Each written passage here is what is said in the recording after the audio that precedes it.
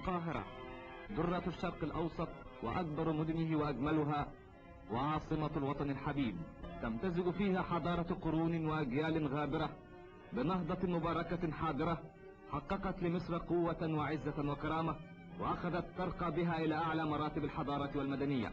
القاهرة في دورها يعيش الناس في هدوء ومودة وصفاء، يظلهم أمن وحب وسلام، ولكن اختار الشر دارا من هذه الدور لتكون مركزا لهيئة كانت تتخذ من الدين ستارا يحجب ما تدين به من مبادئ لا يقرها أهل الأرض ولا تحلها شريعة السماء، فهي مبادئ التعصب والإرهاب والقتل والتدمير.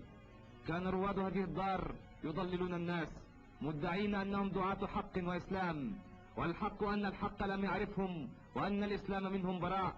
الحق أنهم استغلوا الدعوة السمحة الكريمة فيما حرم الله. الحق أنهم كانوا يرسمون الخطط للقضاء على أمن الوطن وسلامة المواطنين. نعم، كان هذا هدفهم وما قصدوا إليه، وكان هذا سبيلهم أن يطلقوا الرصاص ويفجروا القنابل وسط السكان الآمنين. تذكرون حادث شبرا وتذكرون أبشع صور للإرهاب والتدمير، وهؤلاء ضحاياه مصريون رجال وأطفال ما دجنوا ليلقوا هذا المصير الفاجع، لكنه السراب الخادع والبريق الزائف الذي أعمى قلوب الطامعين وعقولهم وبصائرهم، وأوهمهم أنهم بهذه الأسلحة الفتاكة يستطيعون الوصول إلى ما يبتغون، فجمعوا كل ما وصلت إليه أيديهم. جمعوا كل ذلك ليشيعوا في البلد الآمن الوادع الفوضى والخراب، ليحيلوا هذه الحياة الجميلة إلى عدم، وهذه المباني الشاهقة إلى أطلال ينعق فوقها البوم. وكانوا في الخفاء يدبرون نسف كل المنشآت العامة.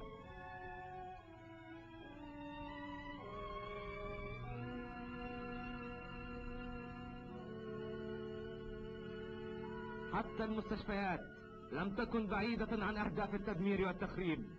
كانوا يريدون أن تكون القاهرة إلى مثل ما كانت عليه يوم نكستها الكبرى، يوم تأمرت عليها الخيانة فأحلتها إلى خرائب وأنقاض، إلى مثل ما كانت عليه يوم 26 يناير عام 1952.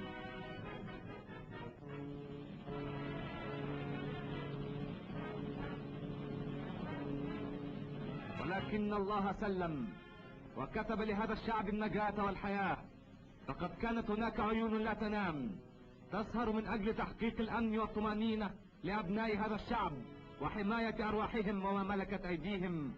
فلم تغفل عيون رجال المباحث العامة عن نشاط هؤلاء الإرهابيين، وكشفت جهودهم التي لن تنسى عن أجداس وأجداس من أسلحة الدمار والهلاك خبئت في شتى أنحاء هذا الوطن الآمن، في الأضرحة وقبور الموتى والدور الآهلة بالسكان، في حظائر الماشية وصناديق الزينة والثلاجات. وتوصل حفظة الأمن إلى كل هذه المخابئ وضبطوا كل ما فيها من أسلحة أعدت لتحقيق أطماع فئة ضالة أغراها بريق الجاه والسلطان، فتنكرت لهذا الشعب ولم تصن حرمته ولم تضع إرادته موضع اعتبار.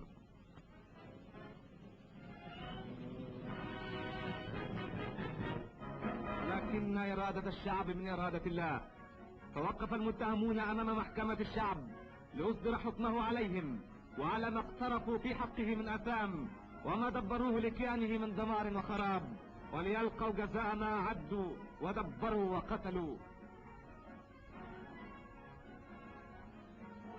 وقال الشعب كلمته، فأدان منهم من ثبت اشتراكه في هذه الجرائم البشعة المروعة، وبرأ منهم من لم تثبت عليه تهمة، من اتقى ربه وعرف للوطن حقه.